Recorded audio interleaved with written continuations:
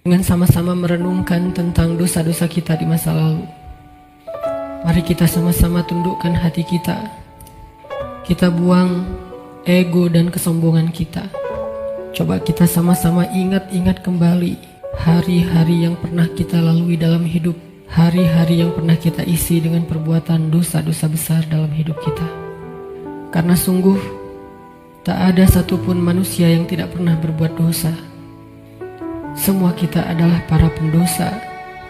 Semua kita adalah kotor. Semua kita adalah hina di hadapan Allah. Semua kita penuh dengan aib. Bahkan aib kita ada di sekujur tubuh kita. Sesungguhnya aib kita ada dari ujung rambut sampai ke ujung kaki kita.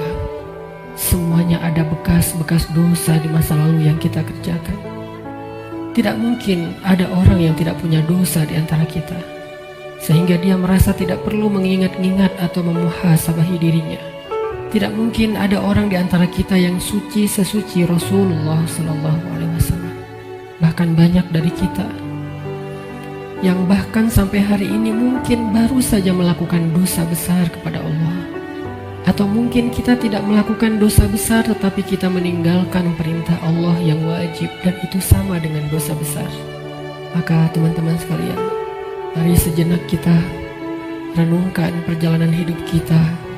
Sudah berapa tahun kita pergi dari Allah Subhanahu wa Ta'ala? Coba kita renungkan, sudah berapa tahun kita meninggalkan agama Allah Subhanahu wa Ta'ala? Sudah seberapa tahun kita menjauh dari Allah Subhanahu wa Ta'ala? Sudah berapa tahun kita mengabaikan perintah dan larangan Allah Subhanahu wa Ta'ala? Sudah berapa tahun kita mengabaikan panggilan-panggilan azan untuk menghadap Allah Subhanahu wa Ta'ala? Sudah berapa tahun kita hidup hanya dengan pilihan kita sendiri, seolah-olah kita lebih tahu yang baik dan buruk daripada Allah Subhanahu wa Ta'ala? Sudah berapa tahun kita menjadikan Allah tidak lagi penting dalam hidup kita? Coba renungkan perjalanan hidup kita. Apa yang telah menjadikan hidup kita berantakan selama ini? Hal apa yang telah menjadikan hati kita keras sehingga malas melaksanakan sholat? Hal apa yang telah menjadikan rezeki kita sulit dan bahkan menumpuk hutang selama ini? Hal apa yang telah merusak akhlak kita sehingga kita menjadi pemarah selama ini? Hal apa yang telah menjadikan hubungan kita dengan kedua orang tua kita menjadi renggang selama ini? Tidak ada hal lain, teman-teman, selain dosa. Dosa satu-satunya penyebab hati kita menjadi keras.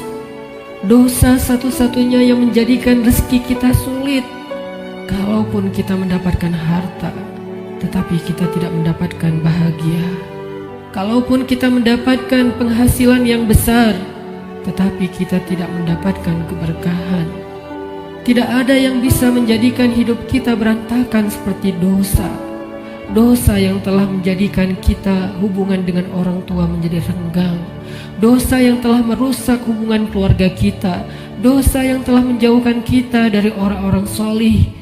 Dosa yang telah membuat kita larut dalam kesia-siaan hidup. Tidakkah kita sadar kalau kita adalah pendosa? Apakah kita merasa tidak punya dosa? Sungguh orang yang sedikit dosanya pasti mudah bagi dia untuk bisa menangis ketika sholat. Apakah kita mudah menangis ketika sholat? Sungguh orang yang sedikit dosanya tidak akan pernah bosan membaca dan mendengar Al-Quran dibacakan. Bagaimana dengan kita? Berapa juz bacaan kita dalam sehari? Tidak mungkin hubungan kita dengan Al-Quran menjadi renggang kecuali penyebabnya karena dosa. Cukuplah itu sebagai bukti, teman-teman, kalau kita adalah pendosa. Tidakkah kita merasa diri kita banyak dosa?